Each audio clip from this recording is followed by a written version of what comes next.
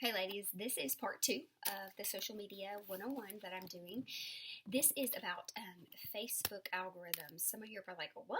I've never even heard of that. Okay, so I am fairly new to understanding Facebook algorithms, and I don't think myself or really anybody else, except if you're in the Facebook world, like working in that world, will truly understand and be able to beat, per se, Facebook algorithms.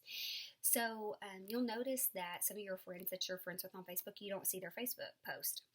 And some people don't see your post. It all has to do with your algorithm. So your goal is to get a high algorithm so that way your posts are showing up in the newsfeed. One of the ways to do that is to have a high algorithm. That is by likes, comments, interactions on that post. Those kind of things are going to boost your algorithm for that day. Okay. So the important thing to remember about this is that you can't post the same thing at the same time all the time. So you've got to vary your post is what I'm saying. So for example, some of the things that I've read about and watched is usually like the rule of five. And you think about the 5 things that you like the most and try to rotate those. So of course you're going to be posting about why, Younique, and then you're going to be posting your children, your family. Let's just say you've got pets, something that interests you. Maybe it's fitness. And then maybe sports, whatever those may be. When you post those things and you get interaction and you get likes from those, you're getting that target audience engaged within your post, okay? Also, you have to vary your post. So what does that look like? Maybe you ask questions. Maybe you post a video. Maybe you just post a picture with some text. Also, the way you interact with other people on Facebook too.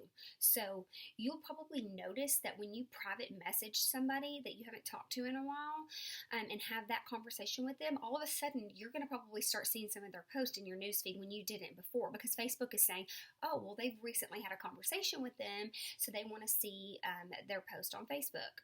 Again, that's another reason why it's so important to send private messages to people for a variety of reasons. But one of those is that Facebook is seeing that you want to have a relationship or a connection with that person. You're engaging with them through the private message. Also, if you haven't talked to some people in a while and you're really wanting them to like host a party, or you're wanting them to try to join, build relationships with them through Facebook. So go to their page, comment on some of their stuff, whether it's why, don't make it why related. Just build a relationship with them. Ask them questions on their Facebook feed.